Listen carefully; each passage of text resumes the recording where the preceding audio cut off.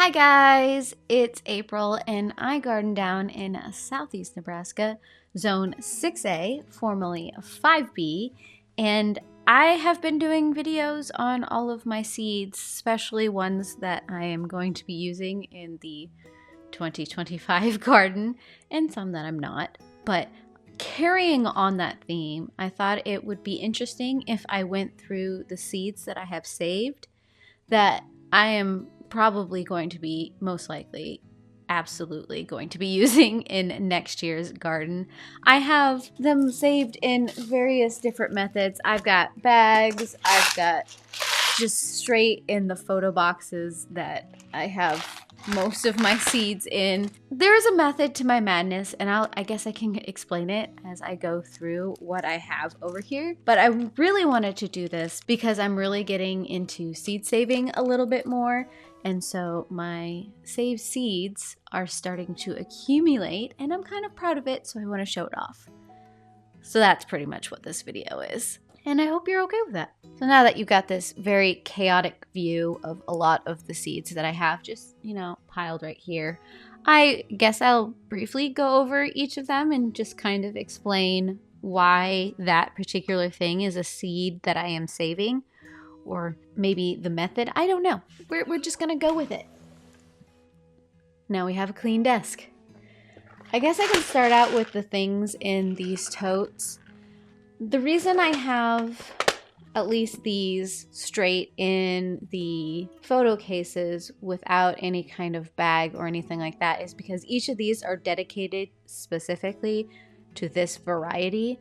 And so I didn't want to double up on the plastic. And plus there's so many at this point that it really didn't make sense to have individual Ziplocs.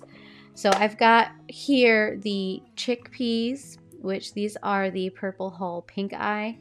And then this one, these are my peas, and it's a little bit more chaotic, mainly because I've been planting all of these peas together for so long that they've kind of just like started crossbreeding.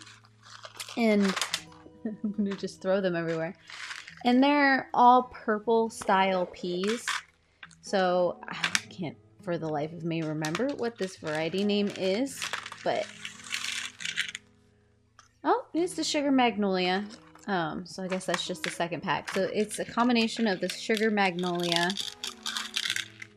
and the King Tut Purple. And they are just so close that I was okay with these starting to cross. And I don't really need this Ziploc bag in here anymore at this point. And I suppose if I was very thorough in how I save seeds, I would have separate baggies with maybe the years that each of them were collected. And in some cases I do that, but I'm not perfect in everything I do. So for the peas, it's a little bit chaotic. Some of it is because like I said, I plant these in the same bed. So a lot of times I don't even know which variety I'm harvesting off of. And because they look the same and taste the same, at least to me, I didn't see the need to separate them out. I will continue to collect these seeds. Mainly what you have to do is you just have to make sure that they stay on the vine and they dry on the vine. And then you can just harvest them and then plant them for the next year. So I got quite a few of those. And the same can be said for, let's see when it goes back in there, for the cowpeas. You pretty much use the same method as you just let things dry on the vine and then you can harvest and save them. And I plant a lot of the cowpeas, and so I've got quite a few saved, and I could technically use these in cooking. I just need to rehydrate them and then cook them, which there you go. Guess I can get into some of these baggies. If you were with me when I planted tomatoes this past season, you'll recognize this. This is the orange peach tomato seeds that I saved last year and planted out this year. And the plant did do fairly well. And so I will continue to plant from the orange peach seeds that I've collected rather than getting new seeds though I am not 100% sure I'm going to be growing these this coming season. They are a smaller tomato, but it was really easy to save these seeds. I mean, you just had to make sure you had a ripe tomato, and then you scooped out the gel and the seeds, and then you kind of let it sit and ferment in water for a couple days to separate out, and then you could scoop out the actual seeds and let them dry on a paper towel, and that's how you can save tomato seeds. Got okra too. I have a lot of saved okra seeds because okra can get very woody and very aged very quickly, so it's actually pretty easy to save okra seeds. You just need some of those bigger pods that just have the seeds just rattling around in there. So those are my okra seeds that I've saved. I've only ever grown the Okinawa pink, so that is why I have both the label and the seeds in that bag. Let's see, do I have any more? Yes, I do. The Kajari melon. I grew this in 2001, my very first garden. I had some seeds from Jess over at Roots and Refuge. They did a gardening course and they gave everyone some seeds from their own garden, and Jess put in the Kajari. And so I grew that in 2001. I haven't grown it since, but I did save seeds from it just in case I decided I wanted to grow a melon at some point in the future. I have a weird relationship with melons. I am not a big melon eater. Cucumbers I'm the same way with. I did do the jelly melons this past season and they were okay, but I didn't end up eating a lot of them. That's just not where I exist in my eating habits, I suppose. But I do have these if I decide to grow again any season from here on out. I may just do it this coming season, because honestly I kind of forgot about these seeds until I decided to do this video. From here on out are going to be flower seeds, because flowers have been my main focus, because I can justify spending money on food seeds more than I can on flower seeds. And so if I can save my own seeds, I can still have all of the flowers that are beneficial to my garden and to the beauty of just life in general without having to justify the cost of seeds. So that's where I'm at right now. I have some milkweed that I didn't, this is from, okay, how do I explain milkweed? I planted milkweed out 2 years ago, and I haven't planted milkweed since. It kind of just keeps self-seeding in the area I have milkweed, but I decided this year to go ahead and pull some of those seeds just in case I decide to redo the area that the milkweed is currently propagated at. I'm most likely going to, which is why I saved some of the seeds. I need to go through and de-hair them, but I just haven't had a chance to do that at this point. So they are in the bag with all of the silky hair stuff that makes them so prolifically scatterable. And then, oh, I think this is basil. I forgot that I saved basil. I just grabbed a bunch of dried basil heads and just threw them on, at the time, it was a Frisbee that I found in our yard. I think it's our neighbor's Frisbee, which I need to get back to them. But I had all of these basil plants that had gone to seed and that had dried out, and so I started just running my hands through them and gathering a whole bunch and putting some of them on that Frisbee and then letting the rest of them kind of just drop in the bed so that they would reseed. It'll be interesting to see what I get out of these because it is a mix of all kinds of different basils. I wasn't particularly careful about not mixing them, and of course I didn't remember where I planted what basil because I just scatter basil everywhere in my garden. I do have, oh see, and I'm finding more of the food style. This is from a lettuce plant that bolted, and I just wanted to see if I could collect the seeds and then maybe grow off of these. So those are some lettuce seeds. I mean, basically the same way you collect basil or anything else. You let it bolt, and then as soon as that flower looks like it's dried out and it's about ready to open up and release those seeds, that's when you go through and you just grab those seeds. I do have some mammoth sunflower seeds. I grew this once again the first year I gardened, and it was a nice old big mammoth sunflower, but I have to say I did not enjoy pulling those sunflower seeds off of that flower head. It's kind of like trying to get popcorn seeds off of the ear of corn.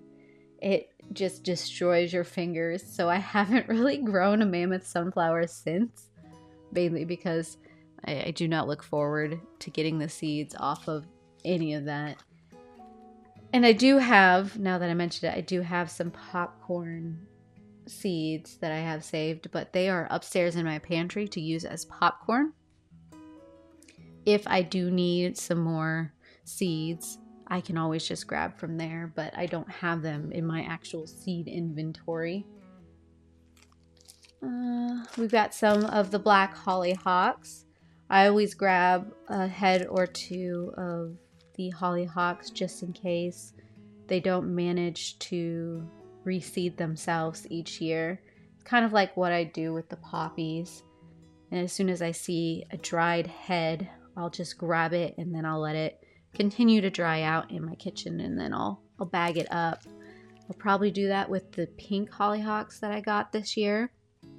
And it'll be interesting to see how maybe those cross-pollinate.